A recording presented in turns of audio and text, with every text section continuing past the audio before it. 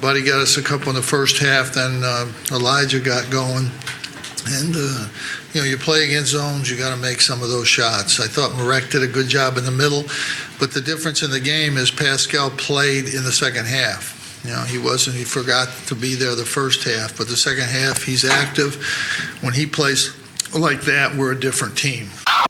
Tyus had 9 assists. I know that's a record for him. Marek had 5 again. There's not many forwards that have a 2-to-1 assist ratio, and he does that. He's a tremendous passer. 24-12 rebounds in the first half. There's no excuse for that. But we have to rebound better than we did tonight. A lot of them were long rebounds, but we still got to go. We got to be able to get those rebounds. We're just playing with energy. We're active. We're talking on the defensive end. We're being aggressive on the offensive end. If we have a shot, we're taking it, and you can't think about it. You just have to have confidence taking the shots. Welcome to the Cuse Militia Podcast with those two unapologetically biased, orange-blooded homers, Sean and Joe. What's up, Cuse Nation? Thanks for tuning in to the Cuse Militia Podcast with Sean and Joe. If you like it, please subscribe. We appreciate that. The universal handle for the socials is @Cuse Militia. Go there, join the militia. We are the only Syracuse sports podcast centered around giving you, the fans, a platform. All right, well, hey, Syracuse improves to 14-5 overall, 5-1 in the ACC. We got through our first 6. 5-1 was what we were shooting for, and that's what we got. So, damn right. They hit hitting a season high 14 threes. And everyone kind of getting in on the action there. You'll hear from us. We'll hear from you in the fan feedback. And Cuse will have to overcome a quick turnaround. They're going to head to Blacksburg to face Virginia Tech Saturday, January 26th at 8 p.m. Nice primetime game on ESPN. We'll let you know what to expect. But first, you need tickets. I need tickets. We all need tickets. Right? We all need tickets to something. Everybody's got tickets to something, right? Well, the official ticket provider of the Armchair Media Network, where Joe and I cover Syracuse basketball, football for, is Tix Blitz. Unlike other ticket providers that sneak in extra fees and unexplained service charges, at Tix Blitz, the price you see is the price you pay. Unnecessary fees should not prevent you from seeing the sporting event or concert that you want to go see. So go visit TixBlitz.com and enter the promo code ARMCHAIR at checkout to receive 5% off your total ticket purchase. That's TixBlitz, TixBlitz.com, promo code ARMCHAIR. Go there, shop around. It's online, man. Shop around. If it ain't the best price, don't use it. If it is, the price you see is the price you pay. At Tix Blitz, guaranteed seats, guaranteed emotions. So, all right, Joe. Yeah. We're gonna jump right in, right? We have no news. We got a quick turnaround. This episode's only gonna be green for like 24 hours. Almost exactly. So let's go. Syracuse improves to 19-8 in the all-time series versus Miami with a 73-53 win. Now, we've talked plenty about putting teams away in the second half. We've mentioned it numerous times. In the Orange, they've had some decent second halves, but they flat out crushed Miami in the last 20 minutes of this game. The size of Syracuse, I think, smothered the Hurricanes' offense. It was just overwhelming. Miami is a team coming into the game averaging 46% from the field, and they also had 5 guys averaging double digits each game. The Syracuse defense held them 33.9% overall from the field, and only 1 guy in double digits. Hughes led the Orange with 22 points, a monster block, and a come-from-behind stuff to top it off. Buddy followed up Hughes with 12 points, and he's just starting to become a shooting threat out there. If he's open, he's going to take it, and he's getting the confidence. And some of them, 50% for the past few games are falling, so that's excellent. That's what I'm saying. Since ACC play, I'm pretty sure it's flip a coin and it might go in. Exactly. He went 4 for 7 overall. Tyus with 10 points. He had 9 assists. Now, that's the most for any Syracuse player so far this year, and that's a personal career high for him. He also had 5 rebounds. Just excellent. He scored 6. the 10. He had 6 rebounds? Yeah, it's I see five defense, 1 offense. Okay. That's what I see. All right. Sorry. That's okay. Yeah, hey, correct. If I'm wrong, correct me. Syracuse as a team assisted. No, we never get through the show. Oh, there he is. There he is. Syracuse as a team assisted on 22 of 26 of their field goals, which is phenomenal. That is freaking awesome. Mark hit the 5-5-5, 5 points, 5 rebounds, 5 assists, and the game was pretty flat pace-wise until he came in. It's just another dimension he adds to the team. We've talked about that. Chuku, he had a hard time chasing some rebounds early and was benched for most of the first half, but he made up for it in the second. He played just a ton of energy, a ton of hustle. He was leaving his feet. 4 rebounds, 6 points, 5 blocks. Here's the good. As a team, Syracuse shot overall from the floor 50%. That's awesome. 46.7 from distance. They hit 14 of 30 from distance. That's only one shy of tying the school record for the 6th time, which is 15 in one game for 3-point shots. 7 for 8 from the line. That's it's a much welcomed improvement. Now the bad. Syracuse gets out-rebounded by a small Miami team. Okay, Syracuse ranks as the tallest team in the nation, okay? This is like 2 years running, too. Really? Yeah.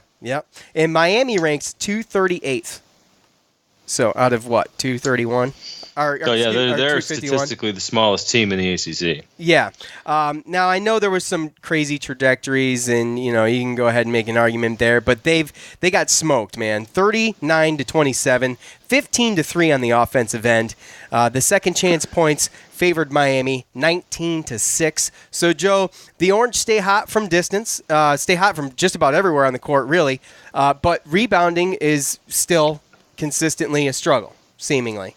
Besides the Duke game, it's really kind of been touch and go. So, what do you think? Yeah, well, I think that's just a lot of just playing 2-3 zone so much. Again, when you're in the 2-3 zone and you're moving around so much, you don't really it's hard to get a body on every other opponent, and you're kind of just trying to it's more like the effort of getting to the ball, seeing where it bounces. Miami had 21 missed 3-pointers. So a lot of times long shots equal long rebounds. And so there was a bunch of times where down low we were in position to get the rebound, but because it was a long 3-point shot miss off the back of the rim, it's just kind of either knocking it out like a little volleyball tap out to the guards, or just the rebound straight going to the guards. I think there was just a lot of bounces like that. So a couple of them on the other side of the court.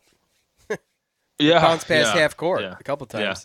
Yeah. Again, when we shoot that percentage, we win the turnover battle, and we have those kind of steal and block numbers that we talked about. Last week it was 18. This week it was 18 with 7 steals and 11 blocks. Sorry, last game.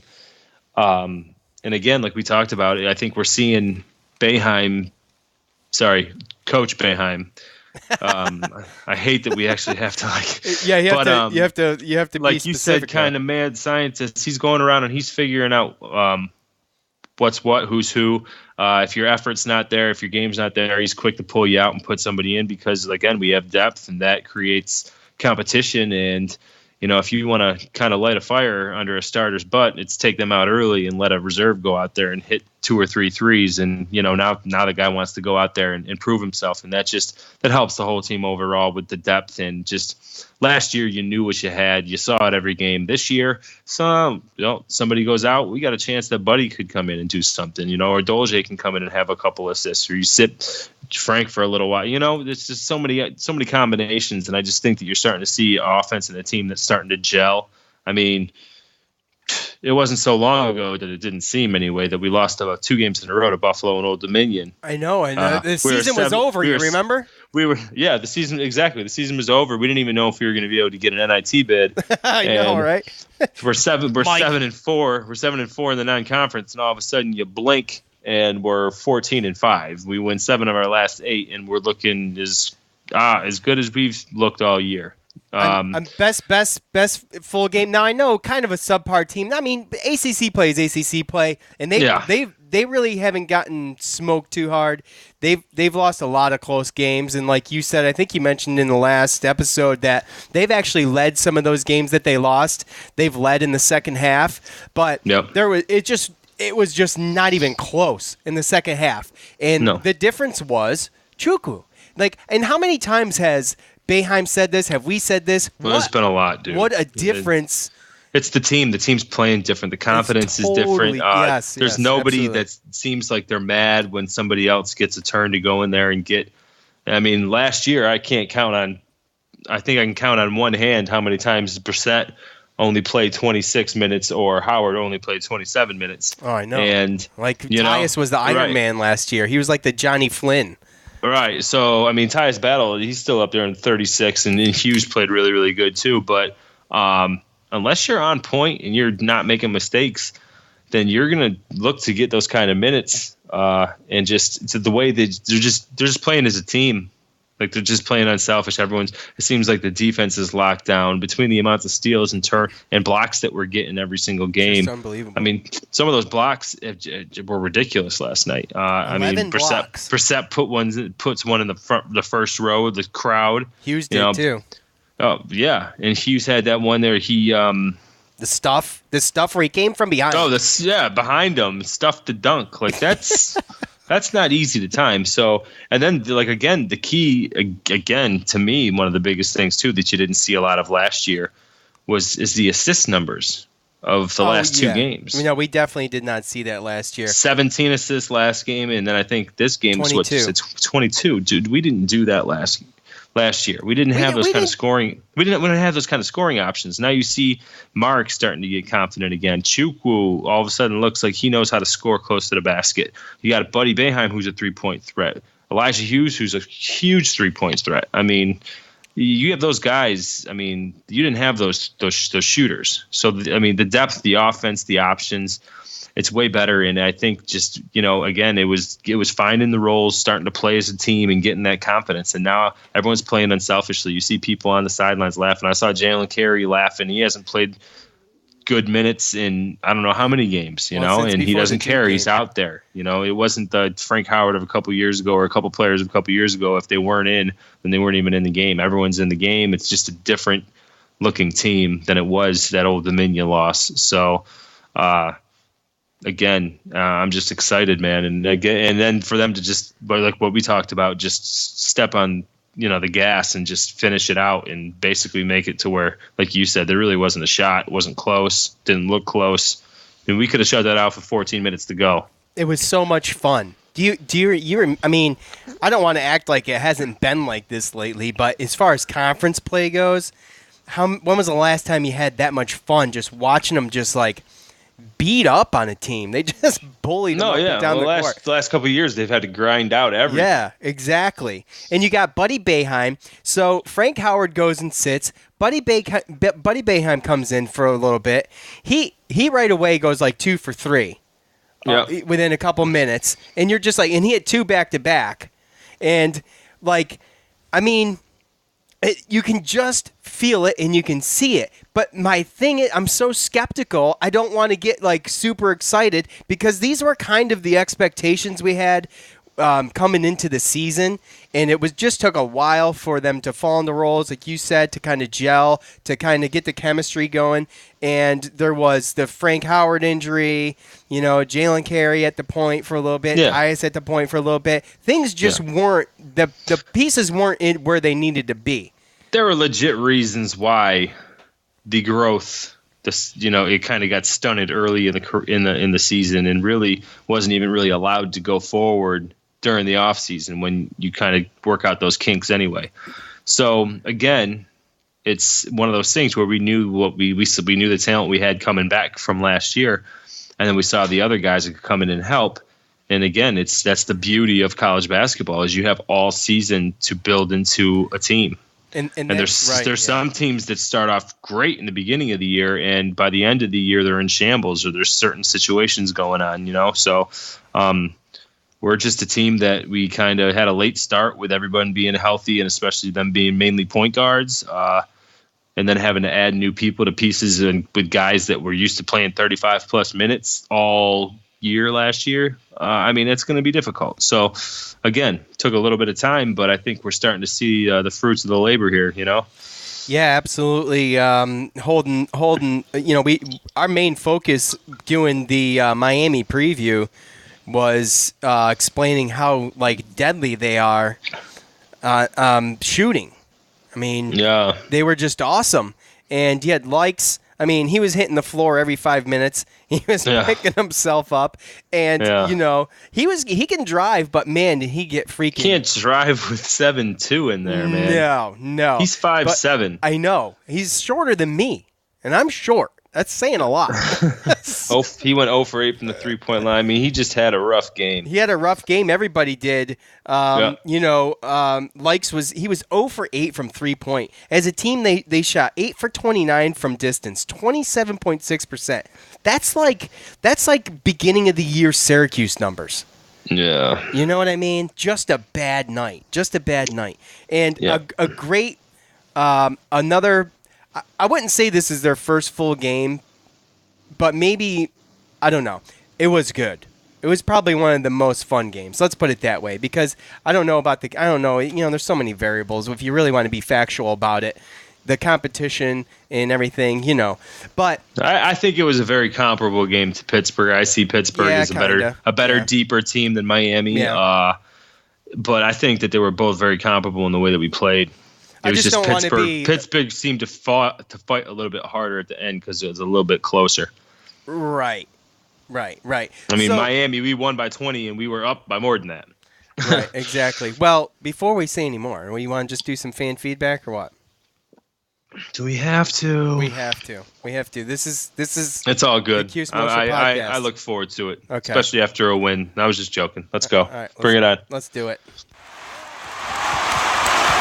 It's time to hear from you, the loudmouths from the Loud House, the best damn college sports fans in the nation.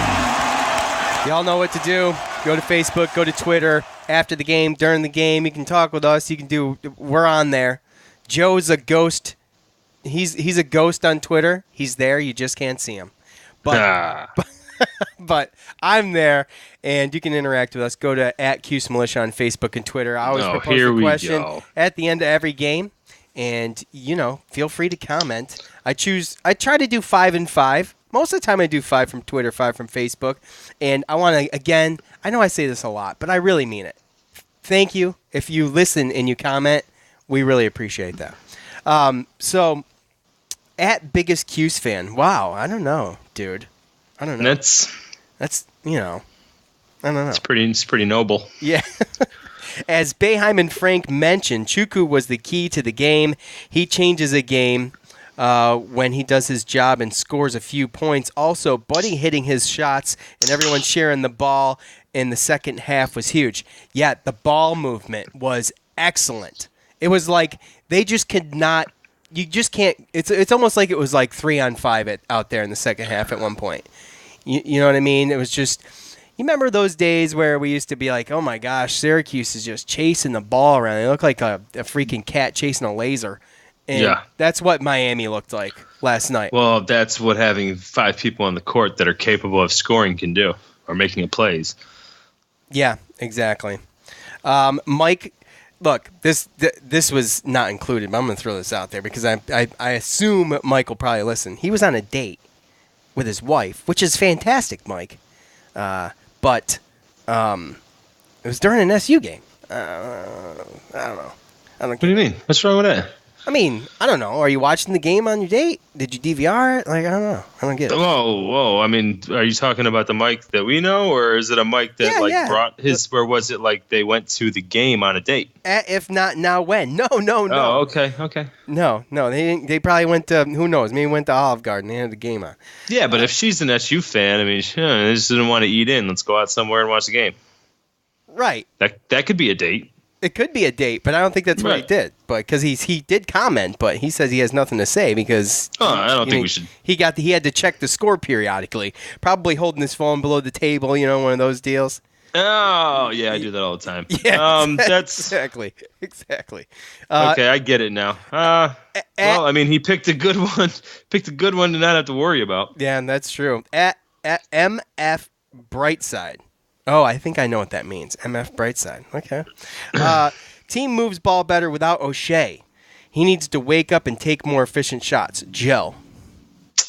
Honestly, I think he just has to hit the shots. I thought that a lot of the shots he took last night were pretty efficient. They were. I mean, a layup, a drive, a jumper. He forced a couple things. Yeah, there was a mid-range jumper that you should be able to make. It's a free throw line jumper. That's where teams kill us at when we play against 2-3 zone. If you got a guy there, wide open too, by the way. Yeah, and wide open. A couple wide open threes.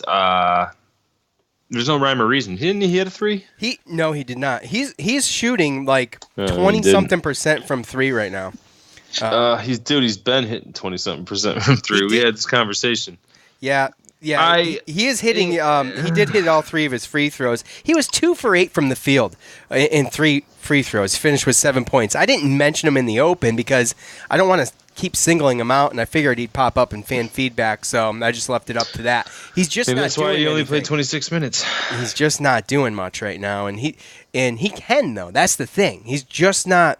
The shots just aren't falling. So yeah, but Boeheim's shown that he's going to play the guys that are effective and work. And if you what do you think though about the comment though? Do you think the ball moves better without him in there? I don't think he's a ball stopper. I just think that. I mean, even up to Dolce and Chukwu, they've been able to make more plays than him the last 2 games. So if you got guys in there who are just as good defensively and it actually allows your defense to be bigger and it's helping you more on offense, then you're going to sit the bench in the second half like you did yesterday. Yeah, pretty much. At Kevy Cuse, 2 Vs. This is the team I expected at the start of the season. Yeah, I kind of had the same thoughts. I think I mentioned it earlier that our expectations were set high and we had some bumps in the road with some injuries, and it just took a while. I think, we mentioned in the last episode the shooting has been there since Duke, since after the Georgia Tech loss, and in the games before that too, but especially after that. The shooting's been really good, and we wondered, is it going to stay? I mean, I think that the test will come coming up at Virginia Tech, and we'll get into that. But definitely starting to meet our expectations. Yeah, well, that's one of those things that was kind of weird to us too, right? Because we saw Chukwu last year at the end of the year, and then you see him this year in the beginning, and you're like, it looks like he took 3 steps back. Well, yeah, I know. Well, Jim says he pulled him in the first half because he never left his feet. Right. So some of the things are unexplainable. I mean, you can talk about the offense with the point guards not being there and stuff like that. But some of the other things that concern me, obviously, is what kind of is come to light is, obviously you have all those guys that went to the Sweet 16. So, you get a little bit when you probably shouldn't have. So they probably got a little bit of false security, false sense of security, thinking that they might not have to work as hard or they'll be better than what they are. Bring in some new guys, new roles. It's going to take minutes, going to take shots. And again, you hear, I don't know if it was Battle. I think it was Battle. I don't know if it was after Miami or if it was, you heard some, it was in a player interview and he talked about, they were asking what was different than the beginning of the season. And he said sense of urgency. Yeah, that was after the pit, right? So my whole thing is that, so you didn't have a sense of urgency. Right, you have all these new guys. Yeah. You see what I'm saying? Uh-huh. So they thought that they were going to be able to roll through some teams because and now they lost some games that they probably shouldn't have that are a little embarrassing. And now it's a sense of urgency to get back on track to probably where you should be. And with everything going on as far as the internal stuff with the roles and minutes and everything. That stuff, there's really no time limit. Sometimes that can ruin a whole season. So to see them actually starting to play as a team, there's a very, very positive sign because, again, we talked about 7-4 in a non-conference. For a minute there, that did not look good. No, it did not look good, and we were nervous, but the resume is shaping up. At Syracuse, they took care of business with off nights from Battle and Brissett. Don't want them falling in love with the 3. March Madness is a possession game. What gives with Carey? He needs more playing time. So, okay, they took care of business with off nights from Says Battle. who? Yeah. Battle, I don't think really had an off night. I mean, he just didn't score that much. So, I mean, Right. it's not always points. You know what I'm saying? Dude, he had 9 assists and 6 rebounds. Yeah, give him a break. That's pretty. I mean, he almost had a double-double with assists and points. That's pretty good. That's pretty good. He only leads the ACC in points. I guess that's not enough. But I mean, when fans are used to him scoring and he's not scoring, they don't look at assists, they don't look at rebounds, they look at points on the board. So again, no, that's what it is. Everyone's all about the flashy stuff. So I mean, again, and falling in love with the three. I mean, if you're going to have 3 players, if they're going to hit 50% of them or whatever it was, 46. Yeah, I mean, if Elijah Hughes is going to go 6 of 9 and Boeheim's going to go 3 of 6, 46.7. What's that? 46.7% as a team. Yeah, well, it was 46.7, but I mean, you take away Tyus Battle and Brissett, and you're close to the 60. You're close to the 60 mark. Yeah, everyone else shot at least 50% or better. So yeah, I mean, there were some guys out there that had, if Mark comes out and he hits a wide open 3, I'm not going to care if he shoots another one. He was 50%. Right, he was 1 of 2. Yeah. And Frank Howard came out, and Frank Howard, he played pretty good the first half. I mean, it just seems like we have so many options that if one person's not good the first half, a couple guys are there to pick them up. And then those guys might not necessarily be good in the second half, but then somebody else steps up to pick, So yeah, as the other teams are changing and moving their defensive priorities, our offense, we're able to move that and find the other matchups and that are good for our offense, and we're scoring. And it's just awesome to see that we have 5 guys or more that can come out there and play good offense and be effective and still be that good on defense too. It's been awesome the last 2 games, man. What gives with Carey? He needs more playing time. He finished with. Is that kind of like the mad scientist theory where, it's just maybe not a good matchup? Jim Boeheim didn't feel like it was a good matchup to put Carey in. He got some garbage time at the end of the game. You know what I'm saying?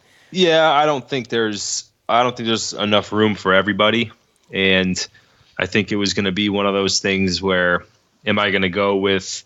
I mean, I think it came down to Buddy or Jalen Carey, and Jalen Carey's been dealing with some injuries, and I think Buddy Boeheim, although Jalen Carey I think is probably better defensively and more athletic and quicker, he makes some mistakes, and Buddy is really kind of what we need. We kind of need that spot up jump shot shooter. You know what I mean? Yeah. Like we don't need a sophomore Frank Howard. You know what I mean? We don't need right. You know what I'm saying? Yeah. I don't mean that to talk down to Frank Howard or to Jalen Carey. It's just it was a rough year for Frank. The role that Jalen Carey plays right now is really not needed with Frank Howard there playing effective. It's the depth. He's a freshman. He's got to wait his turn, kind of type thing. Yeah, it's kind of the breaks. And again, he's had random injuries too. He's got a shoulder injury. He had the ankle injury from March Madness. And that's why he had a late start there. So and he's gonna be on the court, 20+ minutes next year. So yeah, it's one of those things where you got to wait your turn. It's nowadays everyone's all about instant gratification, getting in there and playing. And if I don't, I'm going to transfer. But when were the days where? I remember the days where if barring you being really really good or that team being really really bad or not having a lot of depth or injuries, like you're getting redshirted and you were waiting until your redshirt. Yeah, freshman, redshirt, sophomore year to start putting your time in. We were shocked that we didn't get any redshirts this year. In fact, I was. You were big on the Buddy redshirt. I agreed with you. That was originally your point. I agreed with you, but now I'm starting to. No, you can't argue it now. Right, you can't argue now. My whole thing was based upon the past of Boeheim and how he subs. He subbed. And he usually doesn't go that deep. And I just didn't think – I thought that there was going to be the spot basically where you could redshirt 2 players and still have enough depth to maximize your potential this year. Right. At GPlat7, glad to see Elijah get his due recognition. He is awesome. However, live by the 3, ... Glad they went down this time, but tomorrow night we might need to scrap more in the paint, take it to them. Well, I guess in theory, the way Jim would play it out is if they're not falling, you're gonna have to change your game plan, right? Or if they fall, you stick with it. Well, again, it comes down to what we talked about. This it's the zone. Right. If you're playing exactly. against the zone, you got to make shots. You Right. got to make jumpers. And like Tyus said, he said he was the one at the end of the montage at the beginning of the show. By the way, if you didn't know, he said basically he said we got open shots, we're going to take them. Like a confidence there, and if we got open looks, we're going to take them. And they got guys that can hit them, except for Brissett. He doesn't need to be taking that shot. But if he gets an open one, if Brissett gets an open one, though, I'm fine with him taking it, I guess. You have to. The thing is you have to take it because you have to be. If you don't take those shots, and that's the same thing they talk about Merrick. And honestly, to be perfectly honest with you, obviously I didn't play, but when I played like ball and stuff, I was more like the guy like Merrick who was going around doing the hustle stuff. And you get to a point where, well, I don't shoot. Well, guess what? They're not going to guard you out there, and it's just going to make it more difficult for everybody else. So you have to be. He passed up another one last night. He did. He passed up a couple, and he's got to be. You got to be aggressive. Threat. You got to be a threat.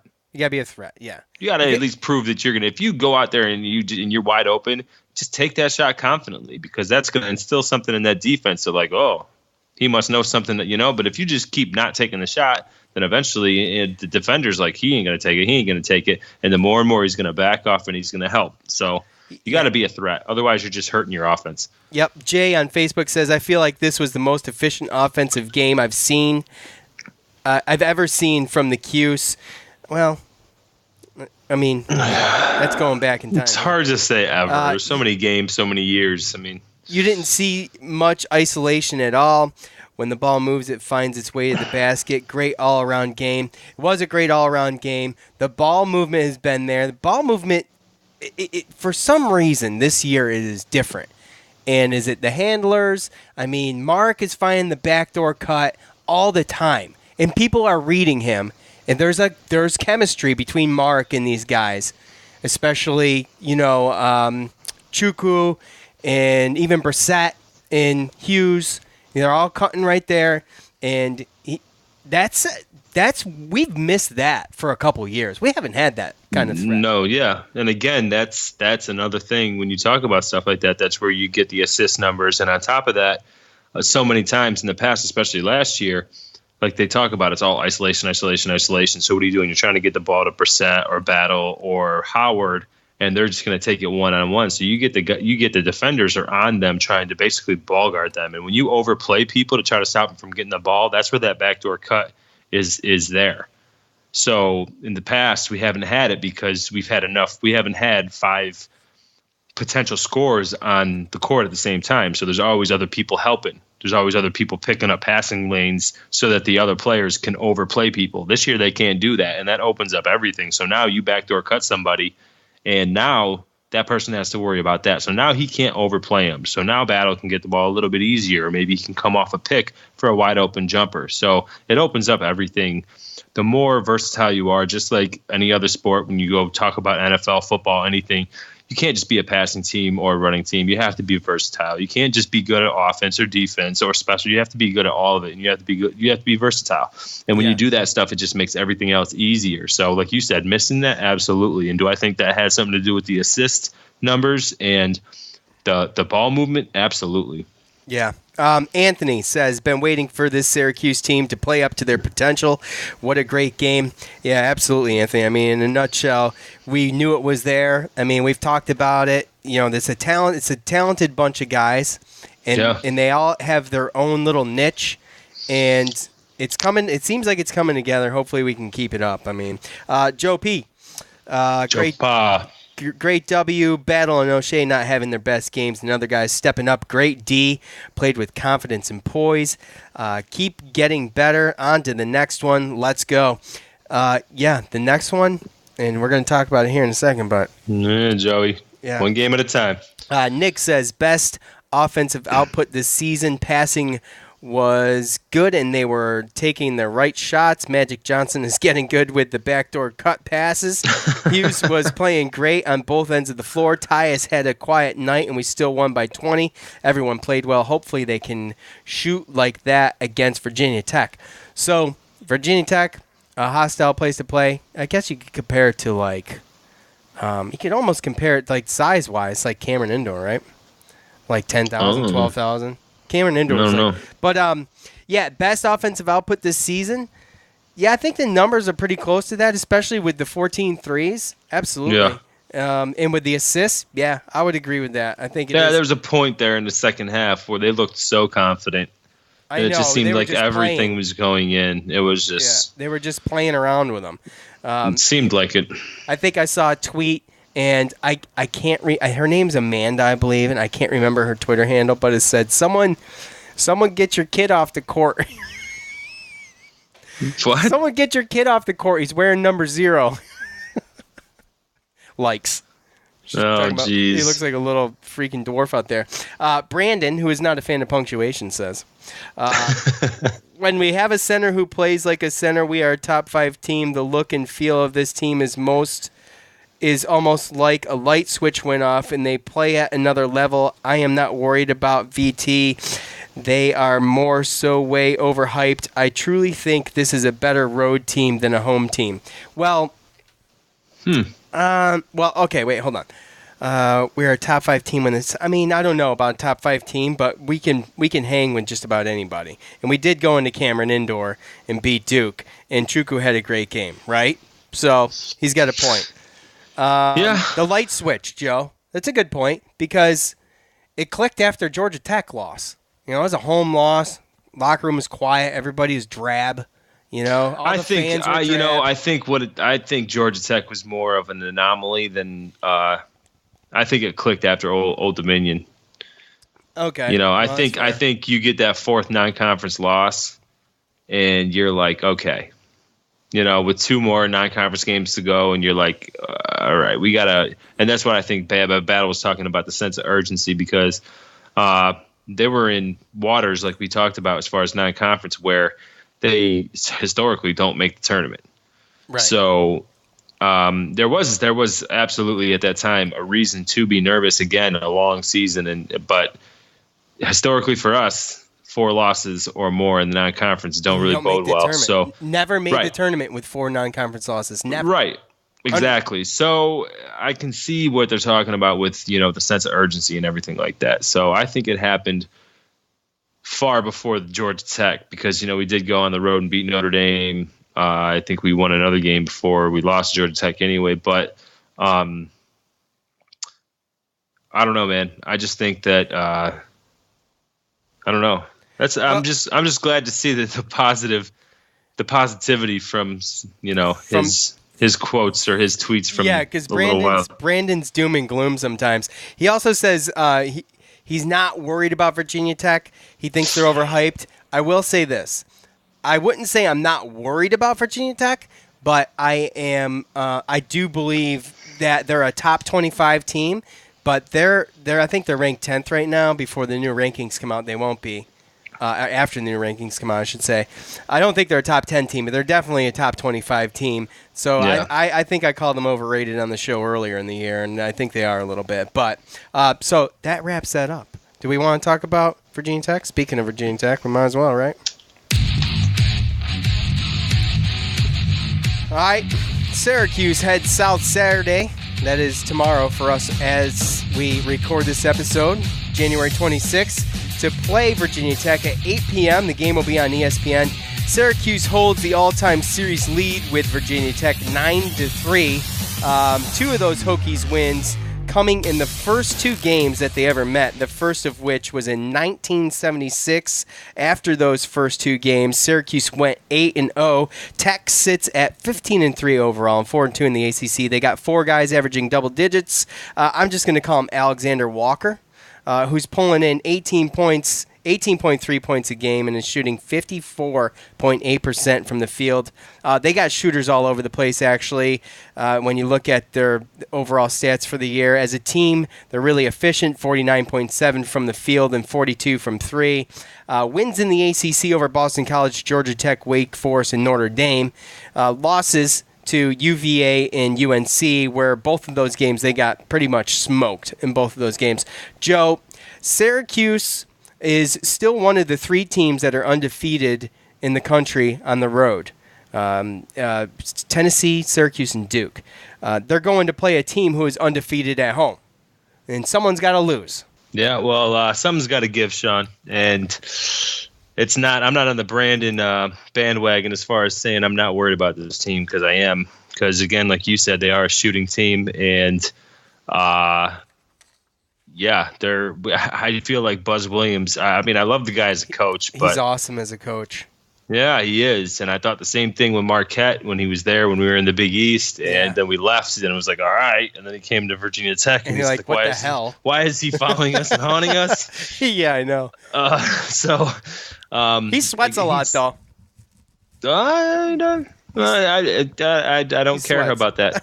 But just saying, as a side note, he sweats a lot. Well, thanks for that stat. No problem. Anytime. That's just, again, I mean, you have 4 players that have shot over 73 pointers.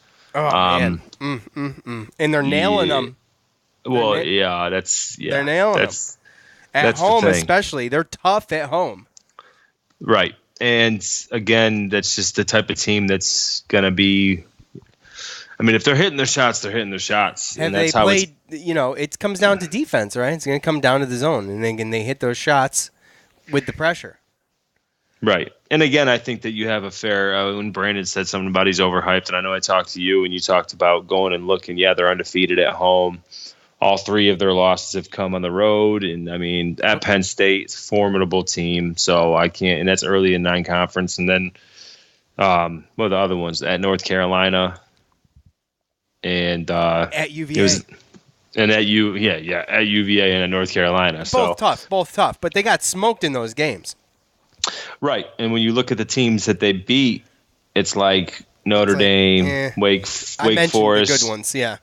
Yeah, they beat Georgia Tech by 3, so it's nice to know that some kind of semblance of a zone gave them problems. But I think that they just really shot bad. So again, like you said, it's going to come down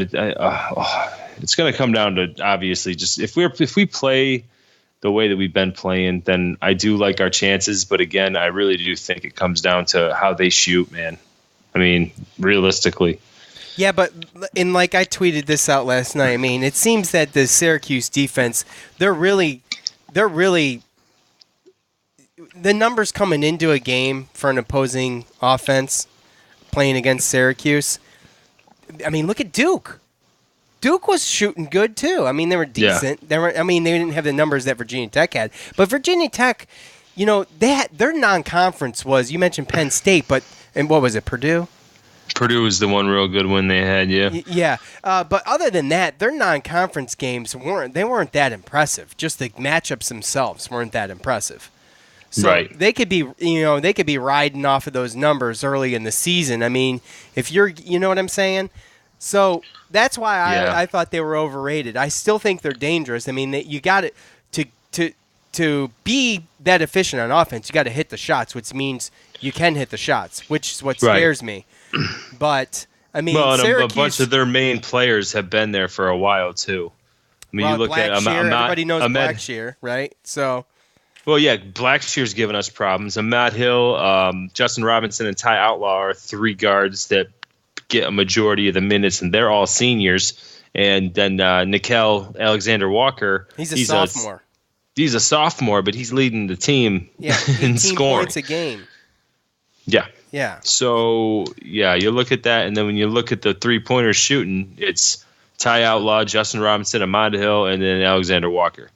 Yeah, but those other guys aren't hucking them up like Walker is. No. Ahmad Hill's got them. Ahmad Hill's got 100. He's shot 104. He's made 46 out of 104. Okay. And Alexander Walker is shooting 44% from behind the arc. So. Yeah, 35 to 79. Yeah. So. The other guy, Justin Robinson's 27 to 73. Ty Outlaw, 39 of 82. So they have guys that can shoot, and there are seniors that have played against the zone. So, I mean, we're going to have to match them. If they come out and they don't shoot well, then that's just going to be a plus for us. But I don't think that we can really assume that, considering their numbers at home. Well, the adversity, I mean, when you look at Syracuse undefeated on the road and 3-0, right? True road games, right? Is that right. 3-0? And then, you've got, Virginia Tech is undefeated at home. They haven't. I don't want to say they haven't played anybody, but they haven't. I think Syracuse will be the best team they've played at home. Let's put it that way. So, you know. Right, and probably them or Purdue, yeah. Right, and Syracuse beat Duke on the road. Mm-hmm. So Notre Dame on the road, Ohio State on the road. They're a confident team. Something's going to happen. Well, Ohio State wasn't a true road game, though. Yeah, it was. Oh, it was. It was. You're right. And that was Big Ten or Big Ten ACC Big Ten challenge. ACC challenge. Yeah. Yeah. So that's my thing. I don't know why I'm stuck on that, but it's like the make or break. One of these teams is going to have that record fall. It's going to be a good game, man. And again, I think this is going to be one of those games where obviously it helps our resume. Doesn't hurt if we lose. It's not going to be an end all, but it's a hell of an opportunity. And on top of that, you're talking about, an 8 p.m. start on ESPN on a Saturday night. I mean, that's primetime stuff right there. So absolutely. I mean, it's the epitome of prime time. Right. So, I mean, again, we just have motive. We have the momentum and we have confidence, and nobody wants to play against us right now. I don't think so. They're not. Now, don't get me wrong. Virginia Tech ain't gonna back down, but we're playing as confident ball as we can, huh? I don't think they're begging for us. I don't think any team's chomping at the bit to play us. I'll put it that way. I mean, if you're a competitor, you can say, "Oh, well, we want the best of the best," but sometimes you don't want the best of the best to come. After a loss, or they've lost 2 of their last 3, and that's true. Yeah, sometimes you kind of want to. So want to see an easy one. Here's the thing, and I've watched a couple of their games. They're always I live in Virginia, so right. They do start strong, and Syracuse starts slow. And if Syracuse gets down by a lot quick, kind of like they did against Duke. Virginia Tech statistically is a better offensive shooting team than Duke was. Right. When you boil the numbers down. Mm-hmm. So that worries me. Even last night, we were down against Miami. Miami was looking hot to start that game last night. So that type of stuff worries me. And being on the road, that place is going to get loud, and it's a tough place to play. Right. So that's what worries me. The home court advantage, I think, is what it comes down to for me. And I know Syracuse has been good on the road, but we'll just have to see how they respond, I think, is what it boils down to. No, yeah, but you're talking about a quadrant 1 game that's going to be a quadrant 1 game for the whole season. So, you're not talking. By the way, sorry, Joe, that the new net system has not been out yet, but has not come out yet. But Virginia Tech is 11th in the net right now.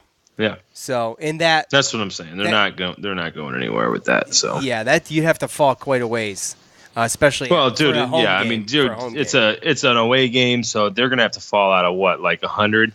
75 or 100 or 75. So yeah, an away game is 1 through 75. So right. So like what I said, we lose the game. And it doesn't hurt us. It hurts record-wise, but if we win, are we ranked on Monday? Yeah, we should be. Probably be pretty close, right? Yeah, I would say it'd be real close. Yeah, I think. But again, like I said, I'm not worried about this. As long as we're kind of hanging on around that area, then I'm okay. Well, Joe, do we have a line? Do we have a legit line? We don't, right? Well, but I would just like to mention, though, that you did lose your MyBookie pick last night, even though Syracuse won. You thought I don't care. You thought I know it never hurts when it's like that, right? When your team wins and you pick the other team to cover the spread and they don't, that doesn't hurt. But I don't think the line is out. I think we'll probably have to tweet that one out again, and it's just not like football. It's just we don't have it available. The one that I saw on ESPN was 6 points. Okay. So well, but I'm gonna wait. I'm gonna wait till Joe's gonna wait. But if you do want to get on some betting action, there's one football game and one NFL football game left. Okay, you want to see the Patriots lose like me? I don't want to see the Patriots win. Do you? I don't. Yeah. Look, make sure you're ready for the daily action by signing up at MyBookie. They pay fast when you win. Ownership really cares about good customer service. And whoever you bet on is just as important as who you're betting with. And if you want to make money during the Super Bowl, go to MyBookie. I trust them, but you don't have to take my word for it. Go check them out for yourself. Join MyBookie now. And use the promo code Cuse25, and they'll offer you a 50% deposit bonus to make sure you have a nice bankroll. That's promo code Cuse25 at MyBookie. You play, you win, you get paid. Remember, if you've never bet online, I would research it. If you have bet online, when you know about the rollovers and all that stuff, you're familiar with it, have at it. So... yeah, buddy. All right. So, well, what's your prediction, Joe? You got to at least give us something to bite on. I mean, No one can see you do that. Did you just give me the suck it symbol? Is that the Gen no, X that thing? was like a I don't. That was like a I don't know. Oh, okay. Yeah. I don't. I think that it's gonna be closer than 6. Honestly, I'm gonna. You think it's gonna come down like that? Like it could be another overtime game, like a Duke game. I mean, Do you think it's gonna be high scoring? Do you think it's gonna be fast paced? No. I don't think so. No. Okay. All right. Well, No, I think that our zone's going to slow them down. I don't think they're an efficient team, so they're not going to rush shots. True. And I think a lot of it's going to be just, again, I mean, the pace could help both teams in certain situations, but again, limiting them to second chance, but limiting the second chance points that they have. Gotta get rebounds. That's a good point. And the turnovers is really, that's my biggest thing. I'm kind of getting used to us getting out rebounded. So, well, we only committed 6 turnovers for Miami. It's really good. Right. But there's and that's I mean, how many did Miami commit? 13. Right. So that can erase a rebound deficit. Sure. Just a rebound doesn't mean a points. You know what I mean? So you're losing possessions with turnovers. So, I mean, I'll take that any day of the week. But again, that's just really what we have to do is just limit turnovers and limit the second chance points that they get. And again, it's probably going to come down to our shooting.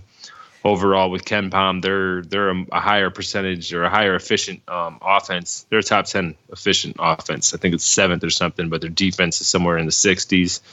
And then, you flip with us, and we're 13th, 12th in defense, and somewhere in the mid-70s in offense. So our offense has got to keep it going. Yeah, they got to keep it going, and that's the thing with me.